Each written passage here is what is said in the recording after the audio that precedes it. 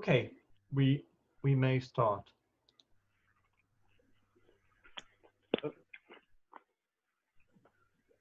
Okay. Will I just start? Mm-hmm.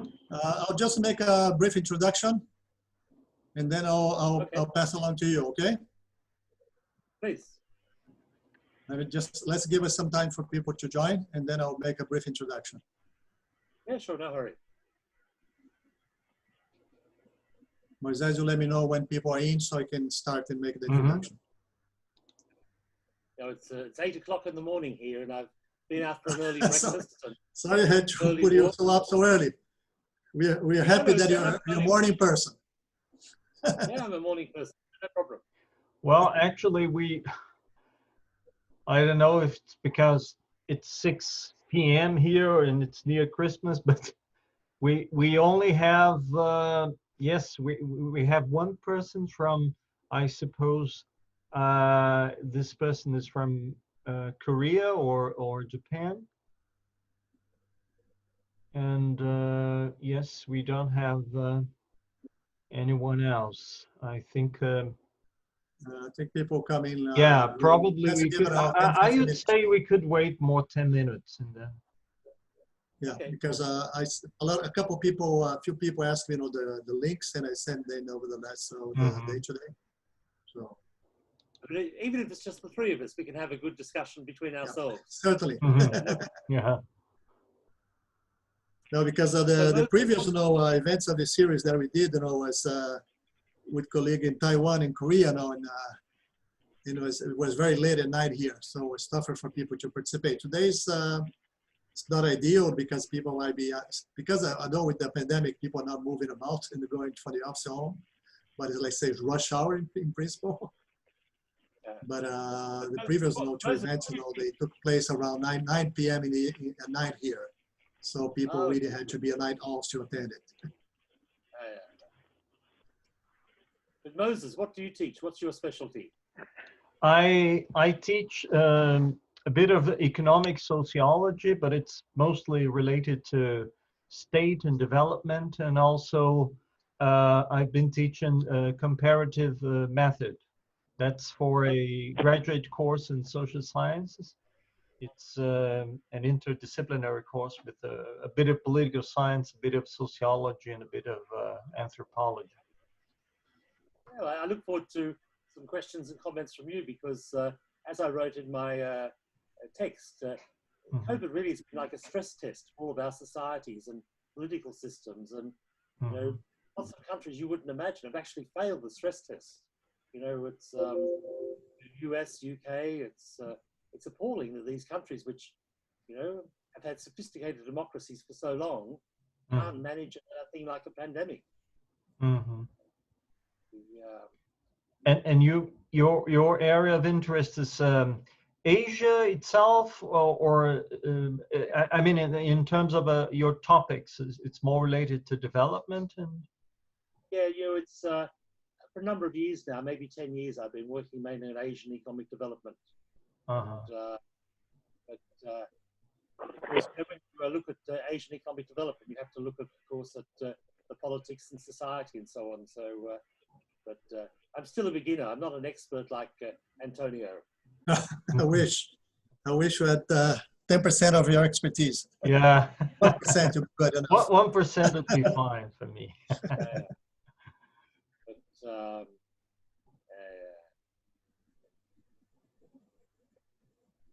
Is China becoming more assertive in Brazil? I mean, one of the things that's been happening through the COVID is that now that China's on top of things, they're becoming more active all around the world. Have you seen that in Brazil? Also. Oh, yeah. Yeah, they've been very active in Brazil, yes. Yeah.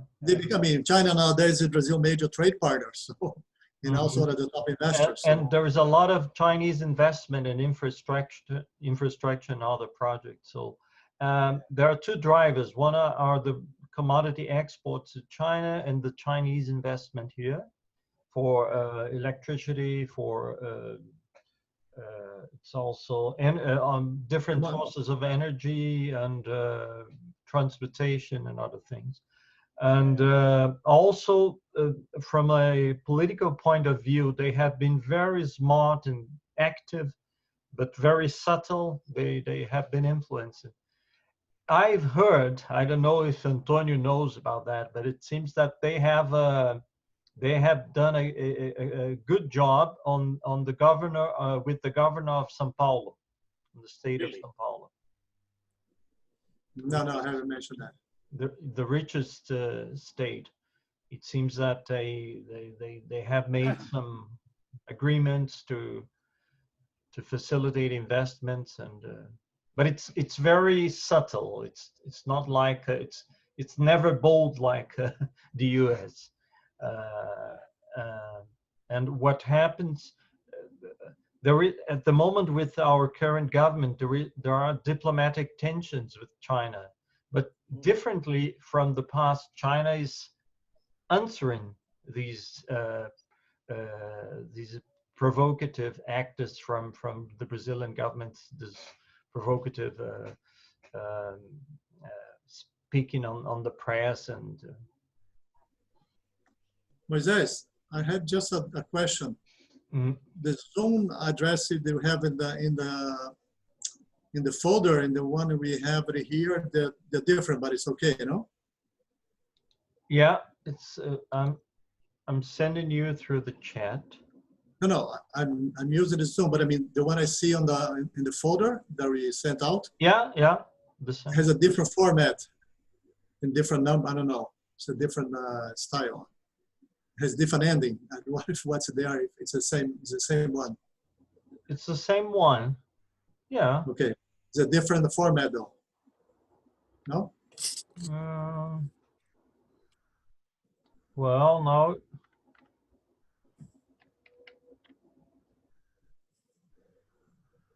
Let me see. Because I wonder if people are not elsewhere. Oh my God.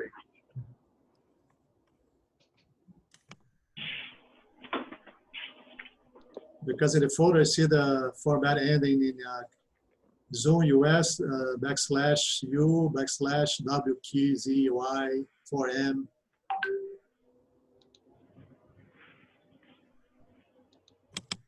Let me see.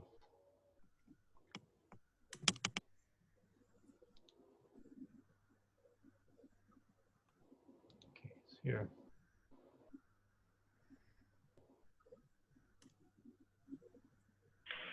Okay.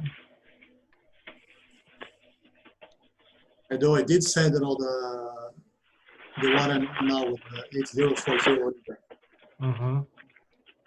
But in the folder now there is used to publicize, and it has a different link there. At least unless I have the different version of the folder. I just realized that now.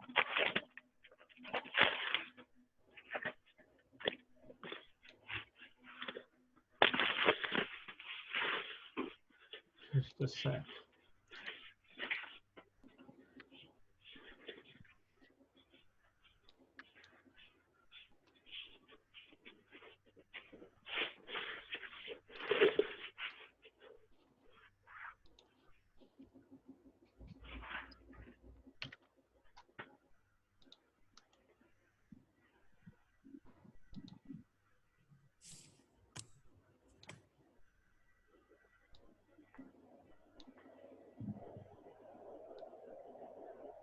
I think people are just trickling in. I see one more.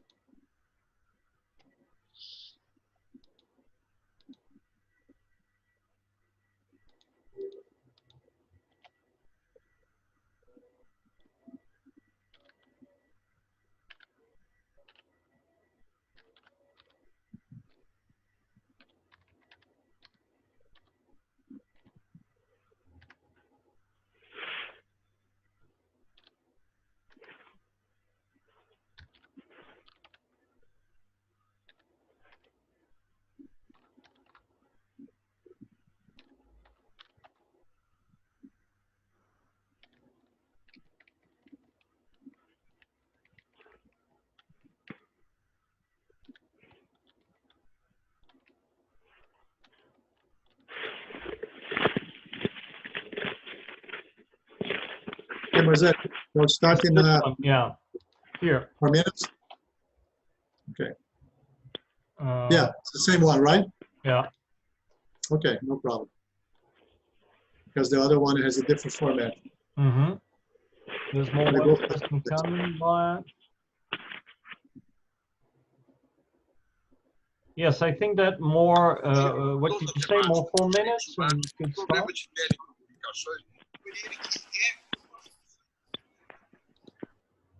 More 4 minutes, and you could start. Where do you think? Yeah, let's wait another 6:15, another 3 minutes, and then we start at quarter after 6. Okay, Okay? 6:15. Sorry for the delay, John. Sorry for the delay, people who are there right now.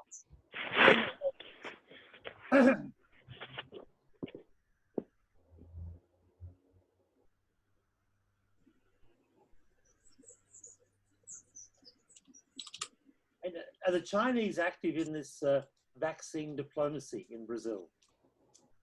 Sorry. You know, as I mentioned in my paper, you know, one trend is called vaccine diplomacy. You know, Yes. all the countries Uh-huh. vaccine. But China, of course, has its vaccine, that's exporting its vaccine to developing countries. Mm-hmm. Are the Chinese trying to sell or give their vaccine to Brazil? Oh, yes. Yes, There's a also, yeah, cooperation there is a with- plan. I read that in China Daily, or that there is a plan to for Africa and Latin American countries. You know, when China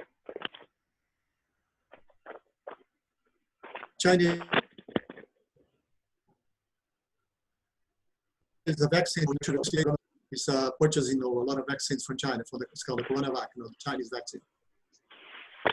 So it is part of the China vaccine diplomacy, Brazil, and has been a major player there. An important one for that purpose, especially in Latin America. Okay, shall we get started? Sure. Okay.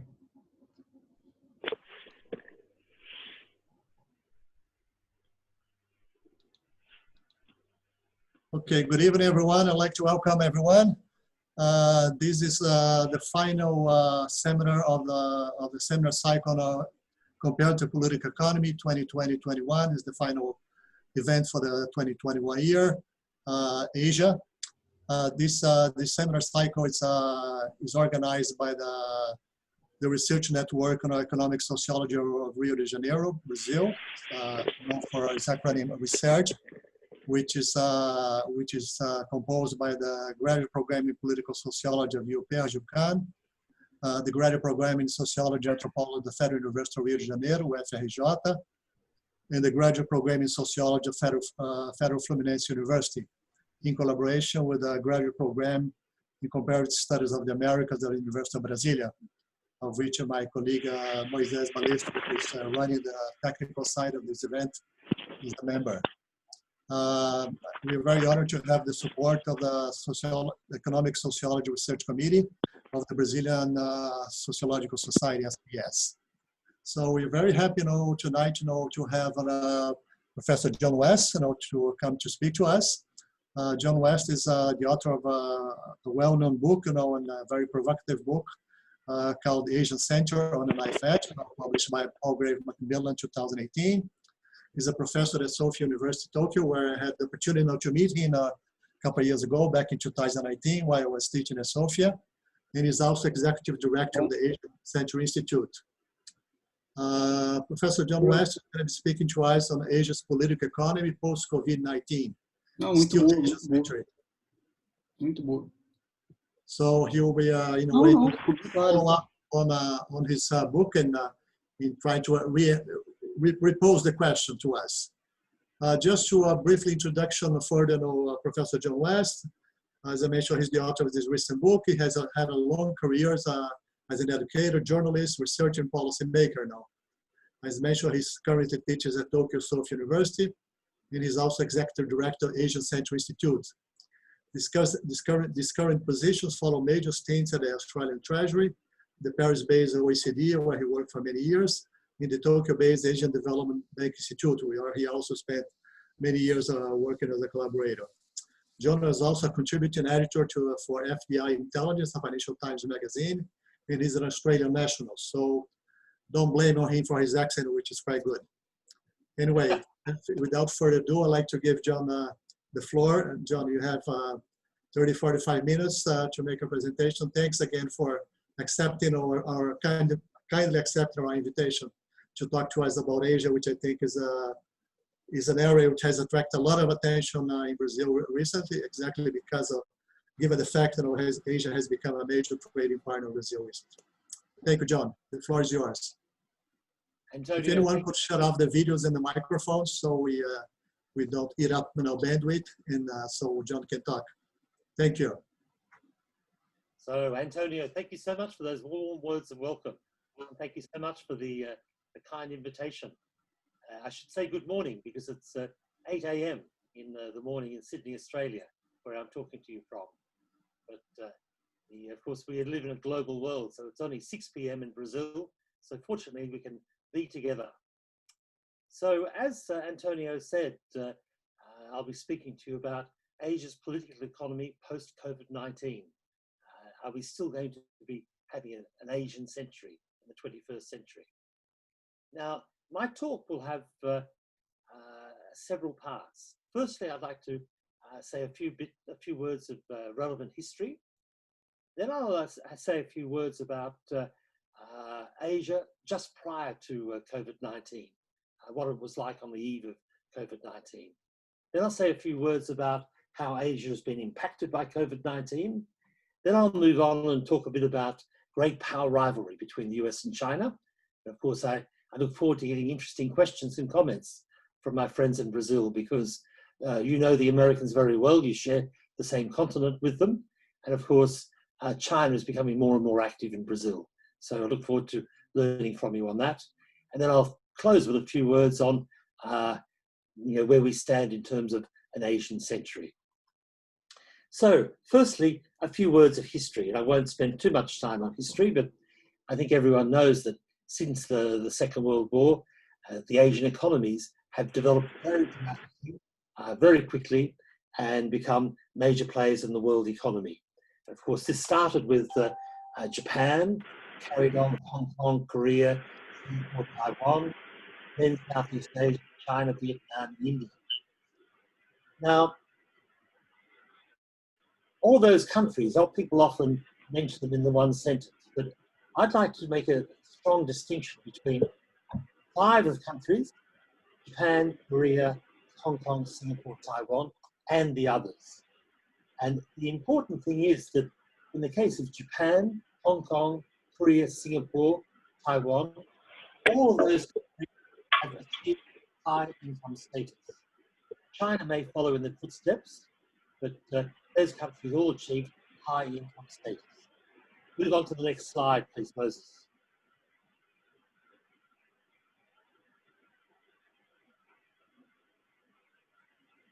Moisés, can you move to the next slide, please? Yes, please. And as I mentioned here, the other countries, middle income countries, they have not achieved high income status. In my assessment, it's very unlikely that they will achieve high income status. So in Asia, as I see, we have 2 quite different groups of countries, high income ones and middle income ones. And the big difference between these 2 groups of countries is that the high income ones, in my view, all have strong, whereas the middle income countries have much weaker and less effective states. And of course, this leads to where we're going to in the talk, that it's in fact the countries with high income and strong states that have done well through COVID. Now, next slide, please, Moses.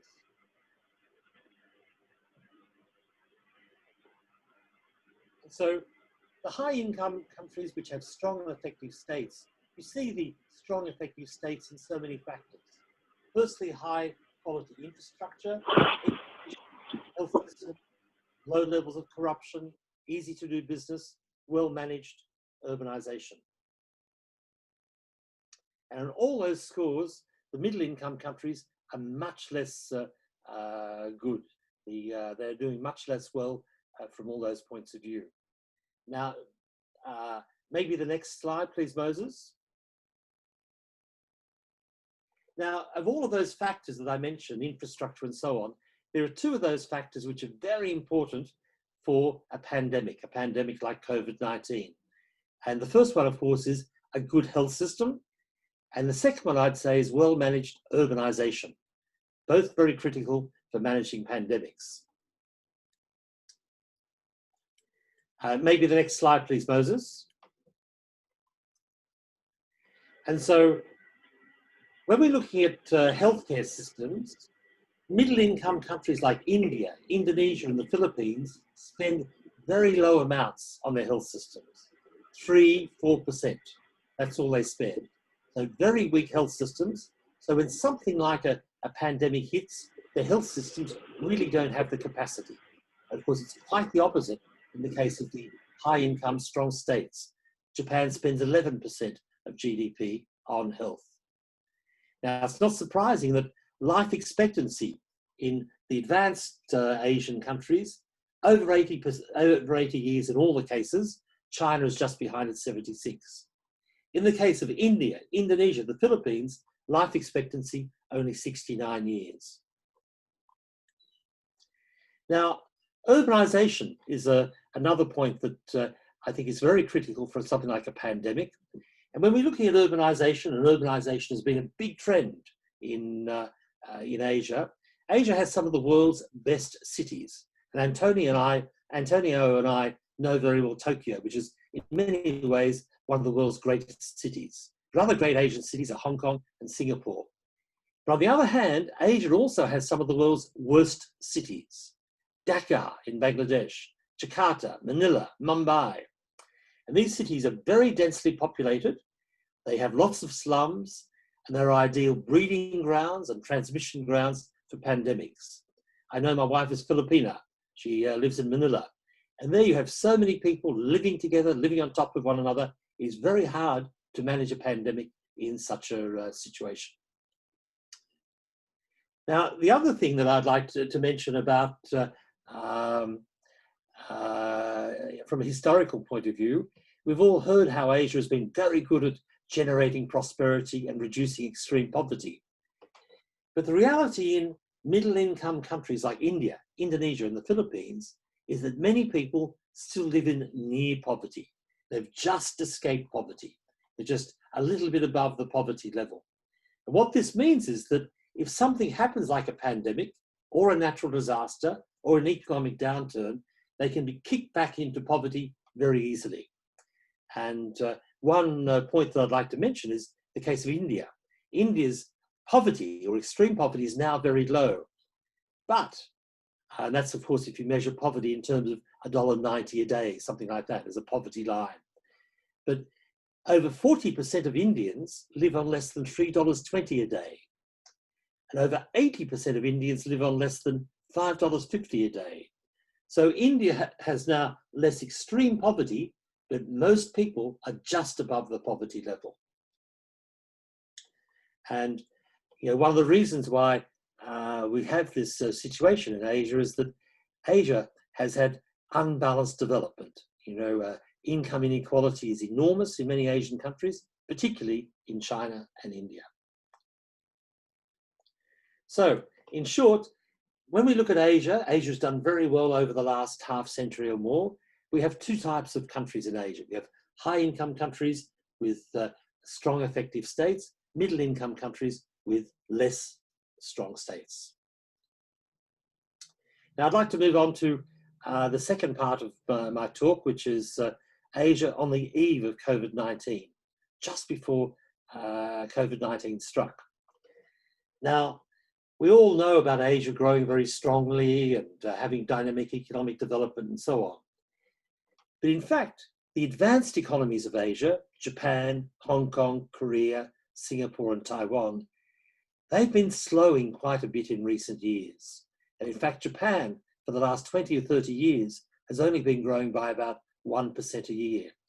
And this slowdown, firstly, as economies mature, and economic catch-up gains become exhausted, growth naturally slows down. But perhaps the most important thing is that all of those economies have rapidly aging populations. And this rapidly aging populations has been slowing growth. So a big part of the Asian economies have not been growing slowly have not been growing fast in recent times. They've been growing much more slowly. China also, it's still growing at around 6% a year of recent times, but it has slowed down quite a bit too, and it will probably slow down in the coming years to around 3 or 4%. Countries like Malaysia and Thailand have been stuck in a middle income trap. They have not been able to graduate to high income status for many reasons, and their growth is stuck at around 4 or 5%. And India and Indonesia also have not been growing fast enough. So this fast growing Asia that we've seen for the last 70 years has actually been slowing down of recent years. And just on the eve of the COVID-19, Asia has been slowing. It's still growing faster than the West, but much slower than it used to be. Now, notwithstanding this, China has emerged as an economic and political giant. And I think you know that in Brazil, and we certainly know this in Australia. China is now the world's biggest economy in terms of purchasing power parity, second biggest in market price terms after the US. And of course, this is a source of great power for China. And of course, this big GDP means that China has been able to spend a lot on military modernization. It's also able to spend lots of money on geo-economic initiatives like the Belt and Road Initiative.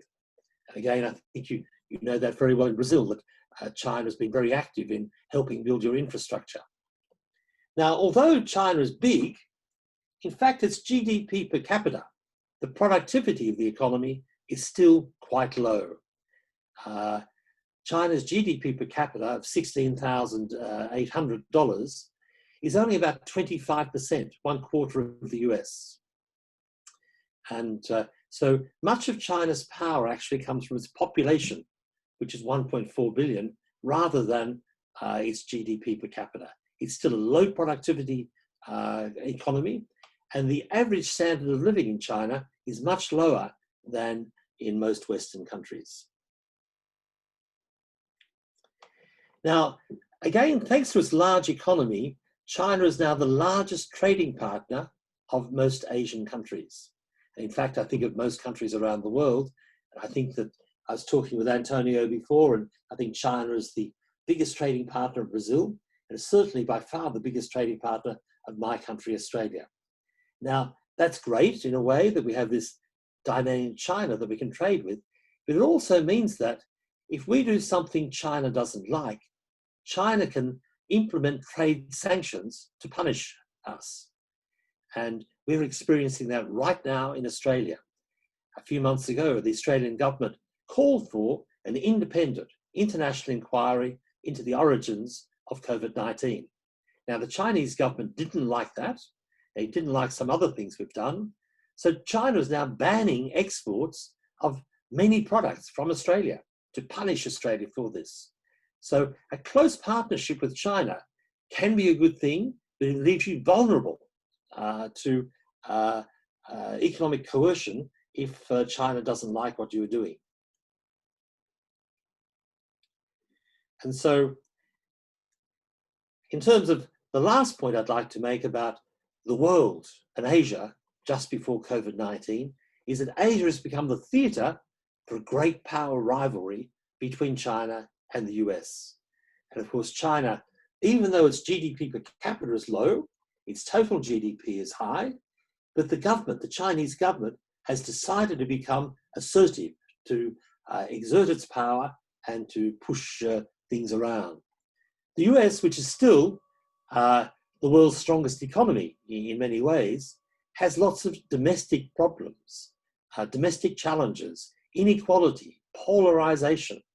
And of course, under Donald Trump, the US was much less committed to internationalization. And so it's a strange situation that the most powerful country in the world doesn't want to be involved in the world, or that wants less to be involved in the world, and that China has been able to take some of its part. So here we are in the situation where the two, China and the US, are fighting with each other. And just before COVID-19, China and the US were bogged down in a trade war and a tech war. And then, of course, when COVID-19 started, the two countries got bogged down in a war of words over COVID-19. So that's a few words about the state of Asia and the world before COVID-19. Now, I'd now like to mention a few words about the effect of COVID-19 on Asia and the world. Now, the actual management of COVID-19 in Asia has been quite diverse. And roughly speaking, the strong states that I've referred to before, Japan, Korea, Taiwan, Singapore, Hong Kong, they have done much better than the weaker states. Vietnam is an interesting case. Vietnam is still a quite poor country, but it's done pretty well. But overall, the strong states have done much better than the weaker states. And that's something that you'd expect. They have a greater state capacity to manage a crisis. Now, what's been interesting, of course, is that China greatly mismanaged the initial outbreak of COVID-19. In fact, we really shouldn't have a pandemic at all. If China were more open and transparent in its management of the pandemic, it wouldn't have spread around the world. But following this, China has gotten right on top of COVID-19, using strict methods, and has done very well in terms of managing the coronavirus. And so countries like India, Indonesia, Bangladesh, and the Philippines, countries that have weak states, poor education systems, poor health systems, densely populated cities, doing much less well than those with strong states. Now, it's somehow ironical that countries like the US, UK, some other Western countries in fact, which are some of the most sophisticated countries in the world, their performance with COVID-19 is more like India or Bangladesh than it is like Japan or China. They resemble Asia's weak states rather than strong states. And as I was mentioning to Moses earlier, COVID-19 has actually been a stress test for all of our societies, our political systems, and for international cooperation. And most Western countries actually have failed this stress test. Now, moving on to economic growth. Economic growth rates in developing Asia have been much higher than the West for quite some time. They are pursuing economic catch-up and growing faster. So now in 2019, developing Asia grew by about 5.1%, whereas the world's advanced countries grew by less than 2%, 1.7%. Now, according to the Asian Development Bank, Asian economies will continue to do better than the world's advanced countries, continue to do better than the West. So in the year 2020, developing Asia will shrink by just 0.4%. Total GDP declined by 0.4%. Advanced countries, US, Europe, and so on, their GDP will fall by over 5%.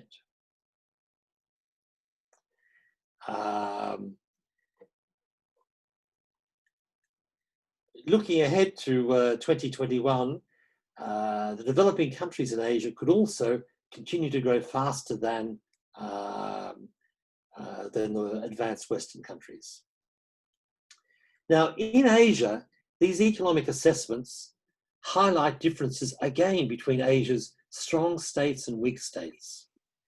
And East Asia, where countries are the strongest, have the strongest states, in 2020, actually, East Asia could continue to grow 1.6%. In Southeast Asia, the GDP might fall by 4.4%. South Asia fall by 6.1%. Now, the standout contrast in these figures is between China and India. China's economy in 2020, this year, could grow by 2.1%. India could shrink by 8%. So we have, I think, in the performance of our economies, the performance with COVID, quite a distinction between countries with strong states, countries with weak states. And of course, the strongest states are in East Asia, China, Taiwan, Hong Kong, and so on. And the weakest states are in South Asia, India, Bangladesh, and so on. And so the weaker states have been much worse hit by COVID, and their economies are performing much less well. And of course, in these weaker states where we have a worse effect of COVID, a worse effect of the economy, many people are being hit back into poverty. People who had previously escaped or graduated out of poverty are back into poverty. Now, these forecasts, of course, I used to be a forecaster many years ago, and forecasts are always wrong. But they're always interesting to look at to see what they have to say. But the risks attached to any forecast are important to bear in mind. And the great risks are that the pandemic might end up being worse next year than we imagine, and of course, geopolitical tensions. Now, COVID-19 is having also a big effect on inequality. And of course, in Asia, inequality of recent decades has been very big, very strong, and particularly in China and India. Now, the effect of COVID-19 on inequality can be seen in that poor people are suffering more than richer people. Poor people are being hit more by the virus. Poor people live in slums where they can less easily escape the virus. Poor people are less able to work from home. White-collar workers like me and Antonio and Moses, we can all work from home. If you're a poor person working on a construction site or working in a market or whatever, you cannot work from home on your computer. You have to be out working. And of course, you're more exposed to the virus. Of course, poor people, they have less access to information technology, quality healthcare, and safety nets. So COVID is having a big effect on inequality, with poor people suffering more. Now, one thing that looking ahead, we have to worry about is a vaccine. The big news of recent weeks has been that there are a few vaccines now on the market, and Western countries are now moving very quickly, US, UK, other countries moving very quickly to vaccinate their populations. Now, a disturbing trend, of course, is that Western rich countries, they are mainly concerned with their own populations. They're vaccinating their own populations too. And so, and they're much less concerned with developing countries. Now, so the inequality effect of COVID-19 might also show up in the vaccine treatment. It may well be that rich countries can vaccinate their populations pretty quickly, pretty well, and get back to normal over the coming year. Poorer countries are less able to buy the vaccine, probably less able to use the vaccine, and so we may see further inequality through the vaccine treatment. For many developing countries, there is, in fact, one bright possibility when it comes to the vaccine. And this is China. China itself has a very low rate of COVID-19. And so what this means is that there's no urgency, in a way, to vaccinate the Chinese people because very few people have the virus. And so China, which is developing its own vaccine, is now going to be very active disseminating the vaccine to developing countries. And from a geopolitical point of view, this could well be a big plus for China, that China appears to be a much more generous country in terms of vaccinating poor people in poor countries. Some people are worried about the Chinese vaccines, about whether they are good vaccines or not. The Chinese companies haven't really been transparent about their research, but China's vaccine diplomacy could be a very important trend.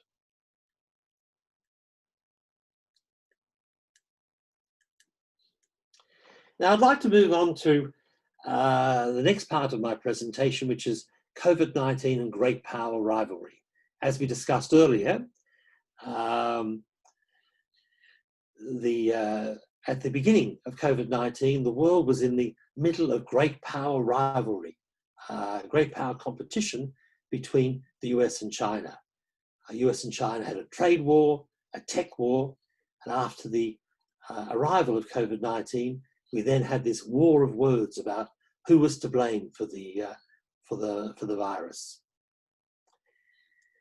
Now,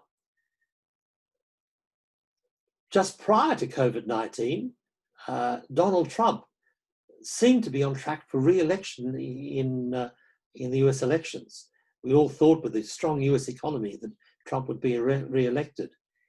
And it seems, in fact, that COVID played a very important role in the US presidential elections and played a very important role in helping Mr. Biden become elected president.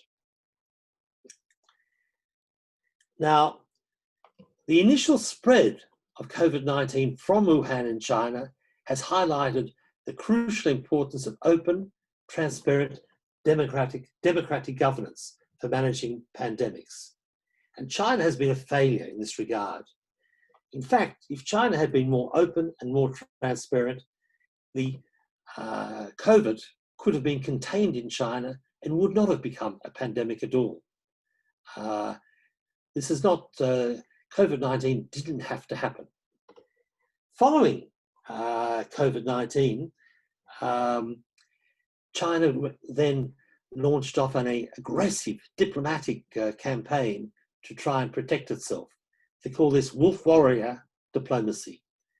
And China's reputation in the eyes of many countries has been damaged by this. And although China's reputation has been damaged, I think, by the beginning of COVID-19, at the same time, the other side of this great power rivalry, the credibility of the US and much of Europe has also been shattered by the poor handling of the pandemic.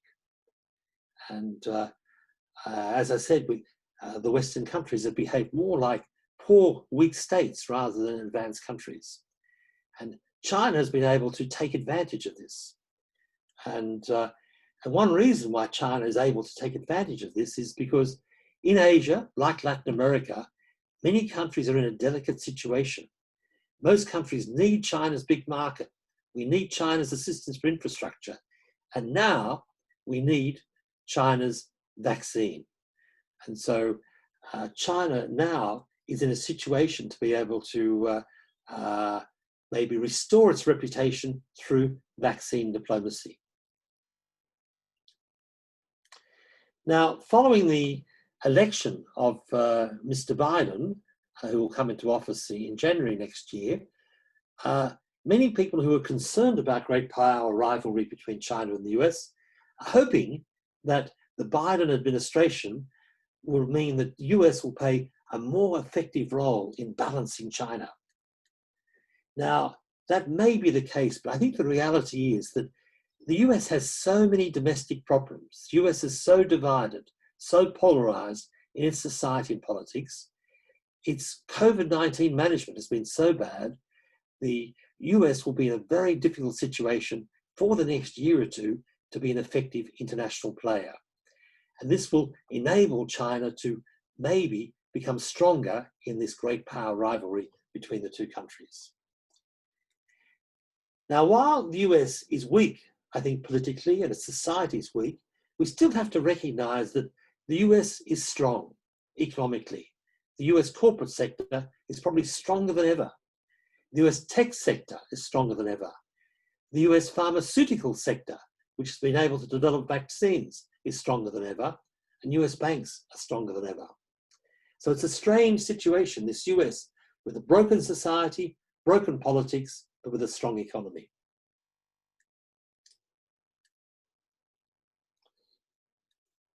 So that's the situation with this great power rivalry.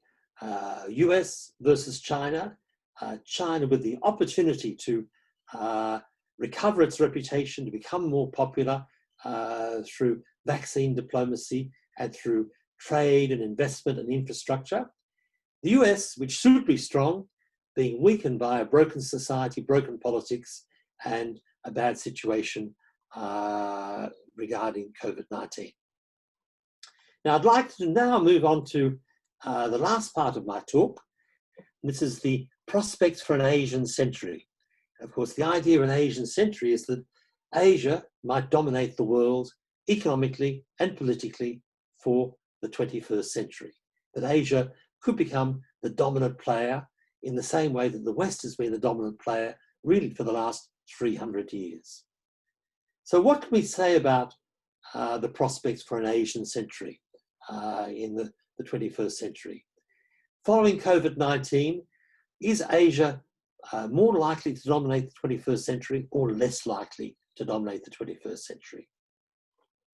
The first thing we can say is that Asia, which has been growing much faster than the Western countries for a long time, is continuing to grow faster, especially through COVID-19. And Asia will continue to contribute more to GDP than the rest of the world. So from an economic growth perspective, Asia is still very strong and probably stronger than it was before COVID. And this may continue unless there's a crisis. Economic crises always happen, but for the moment, Asia is fast growing and continues to be fast growing. The second point is that Asia is on track to be the biggest part of the world economy. Asia has roughly 60% of the world's population, and very soon Asia will have half the world economy. It'll be a bigger share of the world economy than Western countries. So Asia is moving into a situation of dominance of the world economy. In terms of GDP per capita, it is still way behind the West, but in terms of fast economic growth and size of the economy, Asia is in a dominant position. And inside Asia, China is having a bigger and bigger role. And so when we're thinking of Asia dominating the world economy, in many ways, China is the biggest part of that story. So Asia looks like dominating the world from an economic point of view. Against that, we have to recognize that Asia is fractured between different groups of countries. Asia is fractured between China on the one hand and the few friends it has. China doesn't have many friends, mainly Cambodia, Laos, Pakistan, and the rest of Asia, which has a low level of trust in China. Countries like Japan, Taiwan, many Southeast Asian countries, India, have a very low level of trust in China. And even though there's close economic integration between these countries, there's a low level of trust in China by most other Asian countries. So if we're thinking about an Asian century in the 21st century, to me, it's a little bit difficult to think of an Asian century when Asia itself is divided. Asia is fractured. It is not a cohesive force. And although Mr. Trump inflicted lots of damage on the West, to me, the West is still very much alive as a group of countries. And you see this in everyone's warm embrace of Joe Biden. Europe is so excited about Mr. Biden becoming president of the United States. So to me, even if the West has some problems, the West is still a fairly cohesive group of countries that can work together in a way that Asians can't work together. So in short, I think this is a little bit problematic to speak of an Asian century when Asia itself is so divided. So when you look at a piece of paper and add up the numbers, sure, Asia is big, Asia is fast growing, but Asia itself can't hang together. Maybe a more pertinent question, looking ahead in the 21st century, is will the 21st century be China's century? Not an Asian century, a China century. And you can make a case that China already is arguably the world's biggest economy, probably over the coming decades will become bigger and bigger. China knows how to use its power. Maybe in the 21st century, we will see a Chinese century rather than an Asian century. But to my mind, the possibility of a China century depends on at least two factors. Firstly, can the Chinese economy keep growing in the way it has in the past? China's power depends on its economy. Its economy is the basis for the country's power, and it needs to keep growing. Can it keep growing? Now, there are many question marks hanging over the Chinese economy. Firstly, rapidly aging population. The one thing that people often say is that compared with Japan, China has become old before it's become rich in terms of GDP per capita. And this aging population is going to be a factor slowing down the economy in the coming decades. Secondly, China has enormous public debt, which has built up over the last decade as it's spent lots of money to keep the economy afloat. Thirdly, and this is very important under the presidency of Xi Jinping, the hand of the state, government intervention is becoming more and more important in the Chinese economy. Now, if you believe market economics is the source of efficiency, innovation, and prosperity, as I do, and most economists do, this intervention of the state in the Chinese economy is not a positive thing for the Chinese economy. Maybe the Communist Party likes this to be able to try and control the economy, but it's not a good thing for efficiency. And the last thing I should mention is that in China, under Xi Jinping, we have much more repression, control, authoritarianism. And so we can wonder, how long can Chinese politics survive under this political regime? So China needs to keep growing to have a Chinese century, and many question marks on the economy and in the politics. The other side of the coin is, when we're thinking about the 21st century as a Chinese century, or again a Western century again, under US leadership, the issue is, can great powers like US, Japan, India, Australia, Korea, and Europe work together to effectively balance China's rise and protect Western values, protect the values that the West stands for, being democracy, human rights, market economy, and the rule of law. Now, in the past, the West has worked very well together, and with Mr. Biden taking over the leadership of the United States, we can hope that the West will be able to work together in the future. But again, there are question marks here.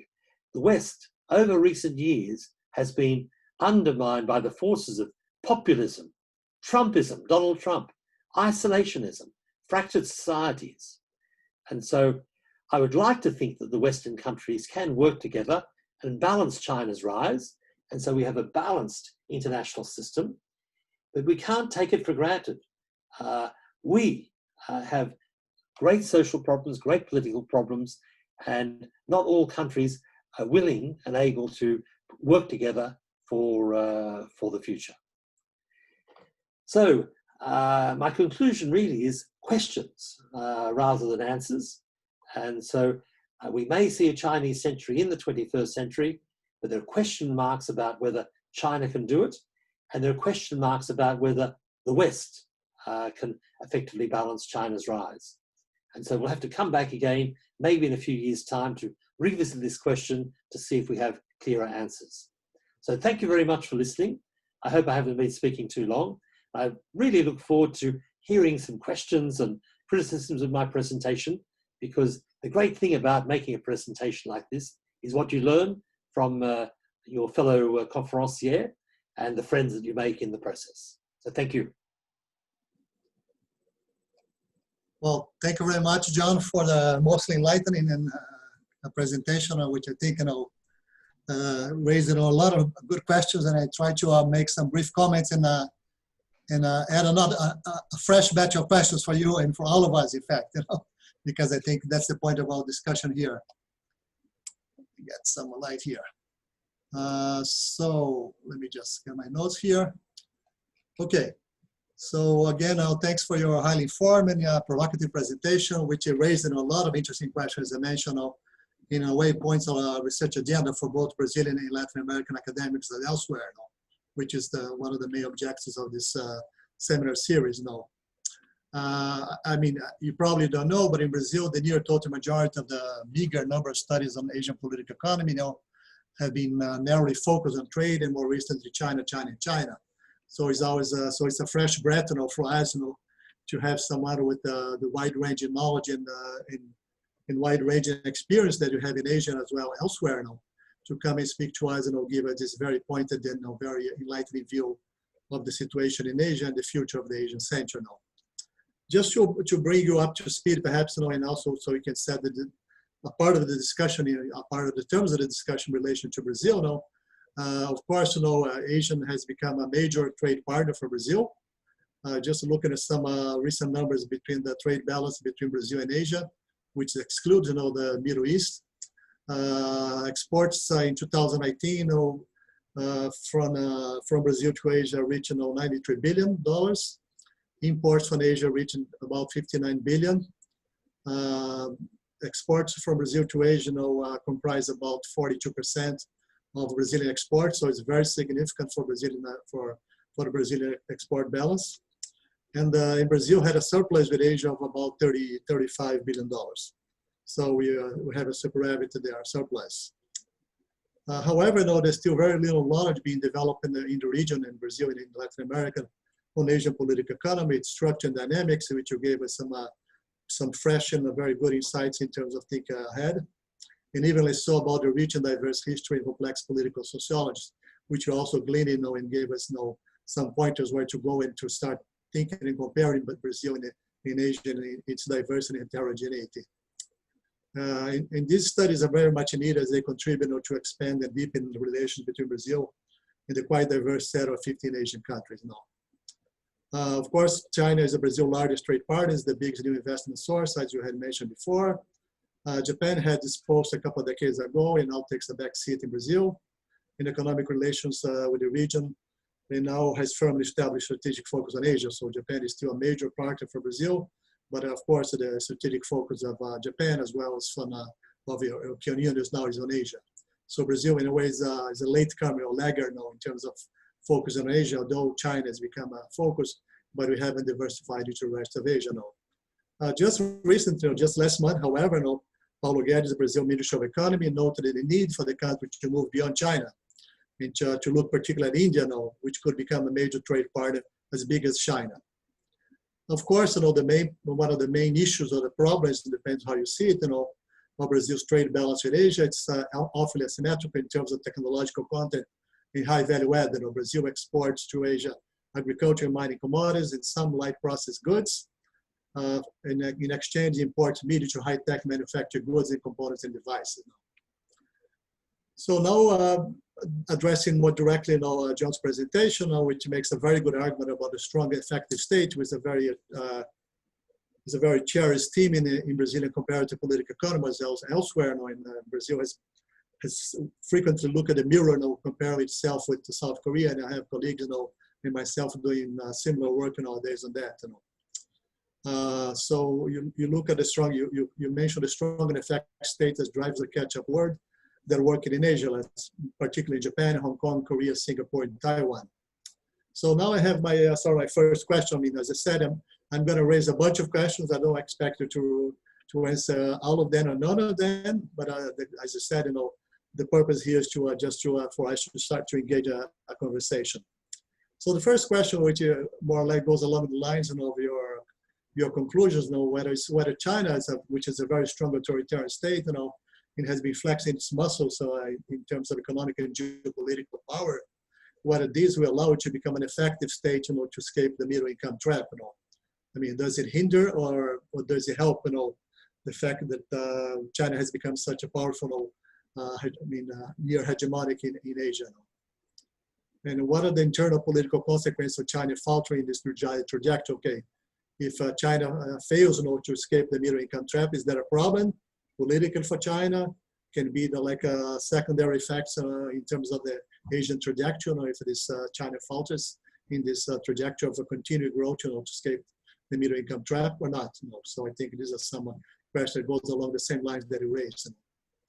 And on the other side, you know, you also mentioned on one of the other major player now in Asia, in the Asian century, would be of course India now. So along the same lines, will the democratic state of India be able to become an effective state in the way you characterize in tackling the public health, which has been the object of recent ambitious policy, education, urbanization challenge, which you very well characterize, as quite disastrous in most places in India. So these are, I think, some questions that in a way help to us to obtain, if once you start working on the answers, a better picture of the next Asian century. Now shifting gears, and I'd like to touch a point that I didn't really touch much, which has to do more with China strengthening its grip on the global value chains. In what sense there leave rooms for development for some of the nations in the rest of Asia, in a way for them to continue escaping poverty, as I mentioned, and moving up from the near poverty to above the poverty level. And for others which are upgrading their way out of the middle income trap, perhaps, as I think you mentioned, and some other commentators have said recently, perhaps not everyone you escape the middle income trap, and perhaps not so bad. So that's a question for the future too. Of course, as you know, the number of products which China holds the highest share in the exports market has continued to increase. And just to cite a few numbers, exports to China made small computers and account for 66% of the entire export market in 2019, just to give one example, but it happens in LCD components, lamps, textiles and plastic containers, air conditioners, and washstands and toilet seats. So China has become very dominant in a range of products now, and that can create, can close off opportunities for other Asian countries in their development trajectory. Next, a related question to the point you raised about U.S.-China wars. It has to do more with the take wars, which laid bare critical weaknesses of China's industrial powerhouse, in putting relief the critical strengths of some countries like Taiwan in high-end chip supply chain. So, of course, we all know that China has been pushing up in its R&D development. A lot of studies have shown that countries which at the same level of income in the past, like Japan and South Korea, now spent much less on innovation than China currently spends. So there's a good prospect that China was going to make this technological transition. But of course, the question now related to that is whether the Asian or China center would also be a technological center for Asia, or you just remain the global plane for the world. You'll be able to move ahead and become a lead the world technologically, or you just be following the world and continue just being the fabric the plane for the world. And I'd like to hear this. I'd like to see if you can list some of your comments about the growth of service economy in Asia. What's the role of service in the transformation of Asia into the Asian center now? Is there a role for it? Would Asia step up in terms of the service economy or not? Next to last comment and question has to do with the Regional Comprehensive Economic Partnership, RCEP, the Pan-Asian Trade Pact between 15 countries, including Japan, China, and South Korea for the first time together, which was just signed last November. How does it affect the materialization of the Asian center? With this trade agreement, again, will hinder or will help the materialization of the Asian center, or rather than the China center? And also, in spite of the multiple commitments among Asian countries and multiple overlapping trade agreements, how stable will be this Asian and China center in light of increasing cumulative, as you mentioned, too, with skirmish, stiffs, rebuffs, and boycotts among countries, and mainly key players. So just for example, China and Japan, China and South Korea, China and India now. So you see a lot of skirmish throughout the region. To what extent, I think in a way adds up to your point about the fracturing, the question whether these fractures can become too big, to be repaired. A related question also in relation to trade, has to do with the fact, that these trade agreements, especially the RCEP, to what extent, they will turn the Asian center into perhaps into an autarkic regional center. You Asians start looking inward more and more, because the point that we all made, China will start developing its own domestic market, to promote growth, and that might lead Asia to look, just into the region. So, could Asia become an autarkic regional center in itself or not? And two related questions, has to do with the climate change, which a topic we didn't touch much about in terms what's the role of Asia in terms of climate change. China has been responsible for most of the 80% of the world's growth in carbon emissions since 2001. It has been taking a lead, you know, in the last couple of years in the vacuum of the US and other in the modern world by Europeans. So the question whether you will really deliver or not. And then a more provocative question, or my final question, and I decided I don't expect to answer any of all of them. Whether in the long run you the World War III happening in Asia, or localized wars a possible reality in the region, given the escalating tensions among the players, in spite of all the integration agreements that you've seen ahead of us. Okay, John, thank you very much. And I guess my idea is to perhaps open the floor before you open any of the questions. So I think we can collect further questions and then you just pick and choose or whatever you want to talk about, John. Thanks again for your most enlightening conversation. So the floor is open for anyone who'd like to make comments or questions.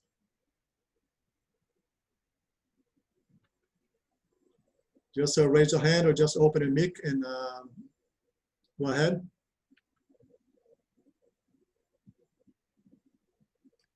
I could maybe answer a few of your questions to get the ball rolling. Okay, go ahead, John. Good idea. So thanks for all the questions. It's fantastic. We could have another couple of hours answering them. On the first question, one thing that's important to bear in mind, if we compare US and Germany on the one hand, and Japan and Korea on the other hand, and that is that Japan and Korea and other Asian countries have never caught up with the US and Germany in terms of GDP per capita. And, Japan and Korea have done very, very well, and they're very impressive economies, as we know, but their GDP per capita is still quite a bit lower than the US and Germany. And one problem may well be that this strong, effective state that has been helpful for them in climbing the development ladder has not been conducive for creating an innovation economy. And of course, an innovation economy is necessary as countries become more sophisticated. And one key thing to bear in mind looking at Japan and Korea is that the productivity in the services sector is much, much lower than the manufacturing sector. In both cases, productivity in the services sector is less than half that of the manufacturing sector. And so both economies, Japan and Korea, are quite lopsided economies, unbalanced economies, and they really, to achieve their potential, they really need to open up their economies, liberalize more, have a more open society and economy, and foster a more high productivity services sector. The next point I'd like to mention, I think you said, what happens if China doesn't escape the middle income trap? Now this is very interesting because most people would say that there's a compact between the Chinese government and the Chinese people, and the Chinese people are very happy to have the communist government there if the communist government does a good job on the economy. Mm-hmm. Now, it is possible that, like Japan and Korea, China gets stuck at a middle income level or something like that, and doesn't continue to provide prosperity for the Chinese people. And there are many reasons why that could be the case. Demography, aging population, high debt, the heavy hand of the state. And so the political and social stability of China could well be threatened by the failure to escape a middle income trap if the country gets stuck as a middle income country. Question 3 on India. And of course, I'm a big fan of India. I love India as a country. And there are some parts of the state in India which are effective, but overall it is not. The Indian government cannot provide all the public goods that the Indian people deserve. Things like physical security, basic infrastructure, health, education, and so on. And in the case of India, it's very difficult because the country is a very diverse country with all different ethnic groups and religions and so on. The different states have, it's a federal system where the states have lots of power and the federal government can't control everything. And so it's a bit of a challenge. But if you're an India optimist like me, you would say that over the last 30 years, notwithstanding all of India's challenges, it's actually done okay. It's actually been growing 5, 6, 7% for the last 20 or 30 years. And if this growth can continue over the coming decades, India may well look like a different country in a few decades' time. But it is a very different animal altogether from China, where China has lots of centralized control under the Communist Party from Beijing, where you have a very homogeneous population, everyone speaks Mandarin. India is not that type of country at all. And to me, you know, India is a bit more like the US. It's a very diverse, chaotic country, which has the best of everything, the worst of everything, but you know, it may succeed over the longer term. And in the way that political stability, I think, could be a threat in China if it doesn't escape the middle income trap, I don't see that as a problem in India. In 100 years' time, India will still be India. In 100 years' time, it's difficult to see the Communist Party still in control of China. So that's a couple of answers, but if someone else would like to chip in with some more questions before I carry on. I see Washington Carlos there. Let me see. Rafael had a question. Rafael, want to open and pose a question that you wrote in the chat? Rafael? Yeah. Yes. Sorry. Go ahead, Rafael. You want to pose a question? Okay, just one. Because we had a professor here from Getúlio Vargas Foundation, a Brazilian one. He's a China specialist. He only studies about China, and he's a recent article from him. He says that in the language of international relations, he says like United States has stopped a bit with soft power, and that he's trying to make like hard power. And my question is, if USA, if the United States international policy, if he's trying now to make like a hard power measure against the China inevitable economic overcoming from United States, like for example these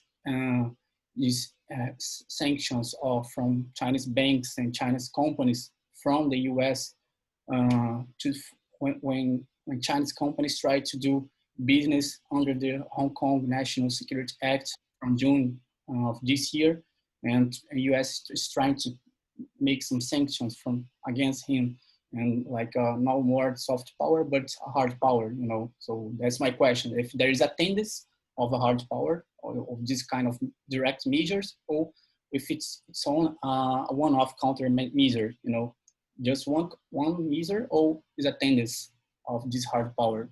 That's my question. Yeah, I mean, it's an interesting question, and I don't know if I understood it all fully, but one problem that we have with Chinese companies when they're operating or being listed in the US is that the corporate governance is not always very transparent. It's not always clear who owns the company. It's not always clear you know, what the board structure is and so on. And so many Chinese companies are not transparent. And I think it's very valid for the US to ask questions about who these companies are and what they are doing. And of course, one question, of course, is, are companies linked to the Chinese military? And so that's one thing. The US is often criticized for its, you know, its approach to China, but you know, there are some genuine problems that the US, I think, can raise about China, and that is, you know, intellectual property theft and forced intellectual property transfer. So, you know, if Chinese companies want to operate in the global economy on the global stage, they really need to obey global norms and global standards, and they don't always do that. And you may have heard recently about the case of Jack Ma and the Alibaba company. And Alibaba wanted to have an IPO recently, and the Chinese Communist Party just stopped it. And so on the one hand, the Chinese Communist Party will say that Chinese private enterprises are private enterprises, but they're clearly not, in the sense that you know, the Chinese Communist Party can stop them doing all sorts of things when they want to do that. In a Western country, that is not possible. You know, when you have rule of law, you know, the government can't just stop anything. So I don't know if that answers any of your questions, Raphael, but you mentioned the word soft power, and I think this is an important issue, particularly for China, because the Chinese government has invested lots of money in trying to promote Chinese soft power. And one thing that they've been doing is these Confucius Institutes. You must have them in Brazil. To my mind, soft power comes out of a country's society, and it's out of its culture, not out of its government. And you know, even though we don't like Donald Trump, many people still love America because of the music, because of the art, because of the culture, and so on. And you know, soft power is bigger than a government. And in the case of China, the Chinese Communist Party would like to promote its soft power, but soft power doesn't come from the Communist Party. You know, it's the soft power, if China has anything, comes from the Chinese civilization, from the Chinese people. I think that the Chinese government doesn't understand what soft power is. Okay, thank you, John. And any further questions, anyone? It's not exactly a question. My name is Washington, and I'm studying at IUPERJ, no Rio de Janeiro. Antônio Botelho is my teacher. And right now I'm in Sweden. So, yes. But you just said that people normally they like a lot US, and they have this interest in USA and in the US culture. But I would say that I prefer Britain. I've been in England 20 years ago studying some English, and this is my favorite place. But what I would like to just say right now is just to make a point on the role of the state. I don't know if you can hear better now, because it's the problem, right? I can hear very well. Okay, no problem. is the role of the state in the economy, mainly now during COVID-19. I was looking down right now, and I read in information in United States Census Bureau that in 2018, 8.5% of the people in US, or 27.5 million, did not have health insurance at any point during the year. So that was my question related to the role of the state in countries like China or India or Brazil that have the poverty is quite strong. That is my point.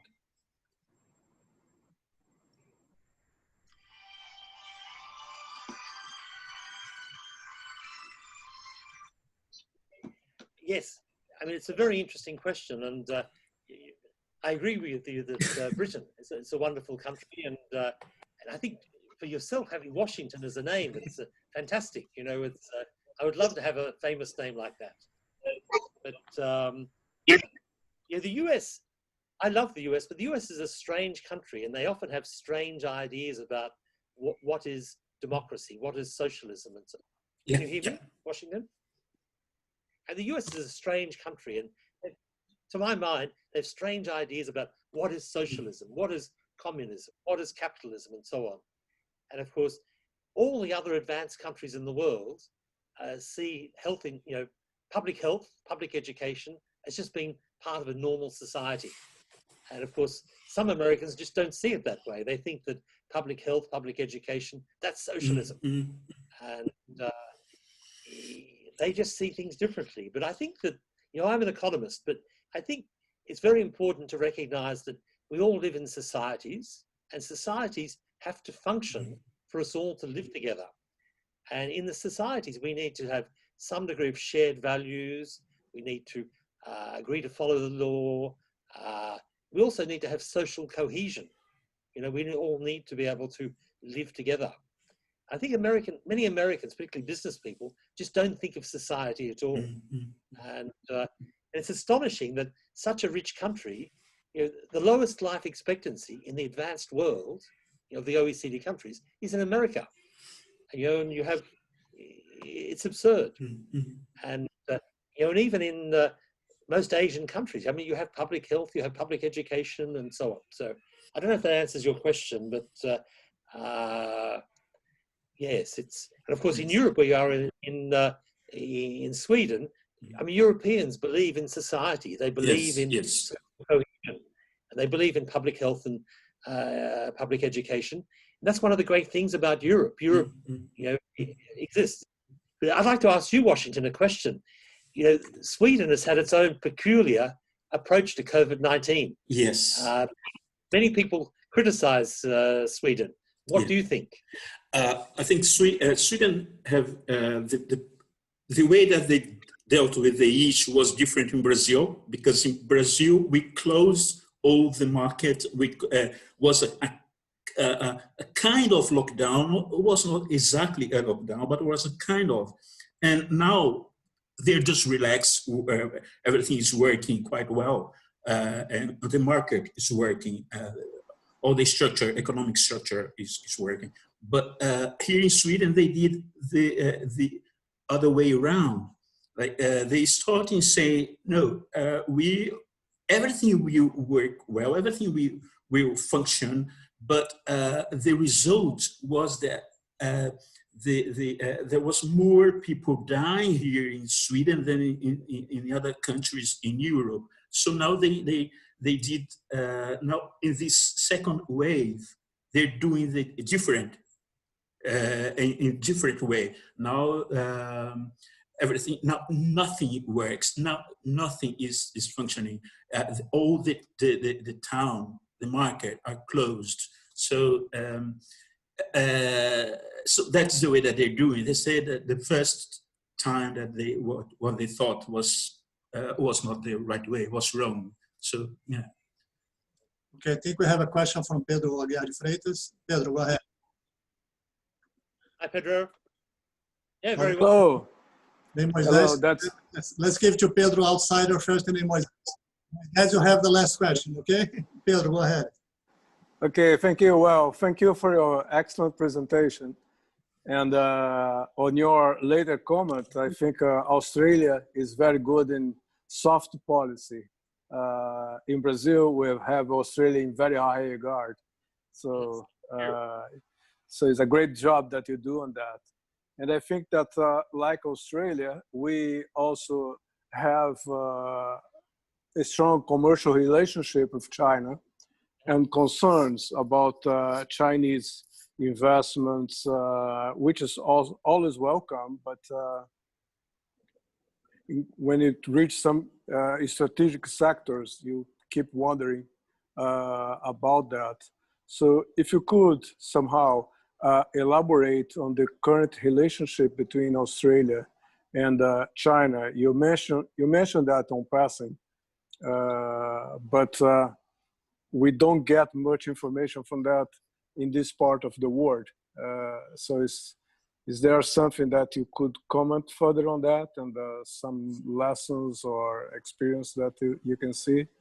And by the way, we in Brazil right now, we have a president that has a speech that's very much against China, but in general, I mean, the business sectors, cultural sectors, the population, Brazil is very open to immigrants and very open to foreign investment. So although we have some noise coming from the government, I don't think that that's a general feeling that you find in the society. Thank you so much. Your question is very difficult. I could speak for hours. But Australia is basically in a state of economic war with China right now. It's Australia is the worst example to look at. Now, right now, 50% of Australia's exports go to China. We have large numbers of Chinese students coming here to study, large numbers of Chinese tourists, and also growing Chinese investment. But what's happened is over the last 4 or 5 years, as America has become anti-Chinese, Australia has become more pro-American. And although we talk pro-Chinese, our policy is more anti-Chinese. And so tensions have been growing year after year. And so it's very difficult because we have this close political relationship with America, close economic relationship with China. And then back a few months ago, the Australian government called for an independent international investigation into the origin of COVID-19. And they just announced it on the television, didn't speak to anyone. And of course, the Chinese got very angry, very upset. And so the Chinese are saying, you know, we're supposed to be friends, but you didn't even tell us before, you just announced it on the television. And so the Chinese government is now implementing trade sanctions across a big number of Australian exports. And the most recent one is coal, you know, coal, agricultural products, wine, and so on. And the Chinese government has said to Australia that, you know, that we are making China an enemy, and that, you know, they have a big list of things they don't like about Australia, and Australia has to change. Otherwise, this, you know, situation will continue. And really, I think the Australian government has badly managed the situation. It's a very difficult situation to manage, being between US and China. But we should have been much more subtle than we were. We shouldn't have announced alone. We were the first country to call for the inquiry into the virus. We should have hidden and wait for someone else to do it, or be in a group, but we didn't. You know, Australians are sometimes naive. And right now that I speak to you, the relationship between Australia and China is just getting worse, day after day, week after week. And there's no obvious way out. And, you know, the Chinese have acted so toughly against Australia that it's not clear how they could easily come back. And if Australia softened its position, we would look weak and silly. And but I think the lesson from that you can draw from Australia is a sort of a negative lesson. Don't do like Australia. If you're close to the US as we are, okay, be close, but try and be a little bit independent at the same time. Don't just follow everything Donald Trump does. Secondly, you should be very careful about Chinese sensitivities. Authoritarian governments, dictators like China, they're always nervous. They don't like to be insulted. They worry about face. And so be very subtle, be very delicate, speak behind closed doors. And you know, we are a small country compared with China. We have to be realistic. Many Australians think that we are great. Of course, we're great, but we're tiny compared with China, and we have to really recognize that.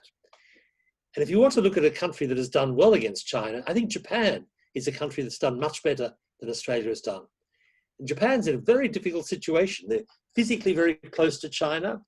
The Chinese are being, you know, we have the East China Sea, Senkaku Island dispute there. And the Chinese are very aggressive about that. But the Japanese, I think, you know, manage their situation with China much better than we do. But it's a very difficult thing because China is big and powerful and so on and wants to throw its weight around. And of course, it wants to push the US out of Asia. So in summary, don't do what Australia does. Try and be more subtle, try and manage things, and try and be a bit more Japanese. But thanks for the question, because it's the Australian case is very interesting, and I think many people will study it. And for international relations, it's the biggest disaster in the history of Australia. Great answer. Thank you so much. Thank you, Pedro. Thank you, John. I think just to close our session, we are already on the limit. I'll just give Moisés Balestro, my colleague, and who's running the technical side of this event, for the final question. Moisés, please.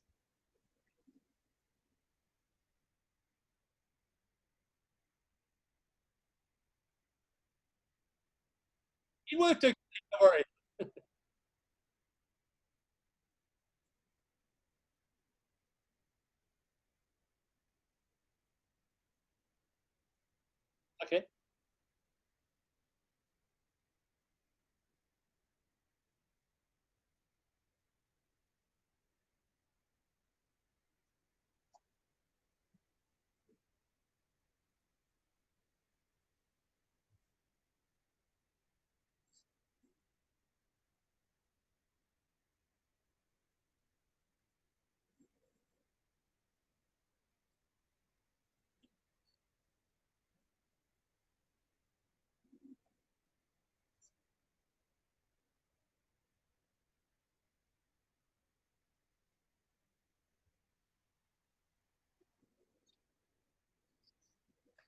Yeah, thanks, Moses, and thanks also for all the great cooperation, because I think that even if we had some minor technical problems, it's worked pretty well, so great work.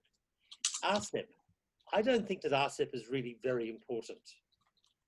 What in fact is RCEP, the 10 countries of Southeast Asia already had free trade agreements with 6 other countries, China, Korea, Japan, Australia, New Zealand, India. And what RCEP is bringing all these different trade agreements together into one agreement. And so what's happened is that there hasn't been much trade liberalization, incremental trade liberalization through RCEP. And RCEP is not at all like the TPP, the Trans-Pacific Partnership. It's very light in terms of services, investment, intellectual property, non-tariff barriers are still there. It sounds good, and maybe it's a little bit good, but I don't think it's very important. But of course, coming as it's come, at this time of the pandemic and this time of great power rivalry, it's got lots of publicity, but I think the publicity is exaggerated. On the question of Eurasia, there are 2 aspects that are worth looking at, China and Russia, and China and the other Eurasian countries. And Russia is basically a very weak economy and weak country, I think. And with this great power rivalry, with US fighting with Russia, US fighting with China, it's natural that the 2 of them get together. And I think from a Chinese point of view, it's it's fine. I think Russia is basically a weak country. But I think the important point is that you would have heard of this Belt and Road Initiative, and so on. China actually is becoming a very important player in all of these Central Asian countries through the Belt and Road Initiative, through resource diplomacy, through infrastructure diplomacy, through foreign investment. And a lot of people look at China's power on the seaside, vis-a-vis Korea, Japan, Taiwan, and Southeast Asia. But China's power, I think, is strongest in Central Asia, and it is the power in all of that area. And for China, it's very important because these countries are resource rich, and China needs natural resources. And so it's a natural partnership. So I think that China's, overseas power will be strongest in Central Asia. Okay, thank you, John. Thank you. Anyone else? Any further additional question or complementary question, anyone? Before we close? Last chance. No? Okay, I'd like to thank very much John again for giving us his time, in chatting with us. I hope there'll be not the last one, but I hope you can have you back next year to continue this engaging conversation, and you can establish a good dialogue between Australia and Brazil, as one of our colleagues said here. Thanks 1,000. I hope to see you again soon, and I hope to meet you again in Tokyo in a more party atmosphere, either in Tokyo, Brazil, or Australia, very soon. But it's thank you so much, Antonio, Moses, and the other colleagues. And I've never been to Brazil, and I'd love to go. And so once the COVID situation's under control, I'll come and pay you a visit, and we can have more discussion then. And I've also been learning tango dancing, and I know that tango comes more from Argentina than Brazil. But I'd love to come over there to Latin America and meet you all and have further discussions, because I think that, Brazil and Australia have a lot in common, actually, as resource-rich countries, close relations with China. But also, I think our personalities, our character are a bit similar, fun-loving people who enjoy life. And so I think that we have lots of potential for having good times together. And so that's a wonderful photo. It is a growing Brazilian population in Australia that you can start getting in touch with them, so you can learn some samba besides the tango. I know you're proficient in tango, I've seen you dance. And I hope that once the pandemic is over, you'll be able to bring you over to Brazil. Yeah, great. I know Argentinian. Yeah, no, Finnish tango is very important, isn't it? It is. In Argentina it is. And samba is in Brazil. So I'll put in touch with some Brazilians in Sydney so you can learn how to dance samba little by little. So when you come to Brazil, you do a good job. Okay. Take care, John. Thanks 1,000. Have a good day there. Bye-bye. Thank everyone for participating. Bye-bye. Thank you, Moisés and all. Take care.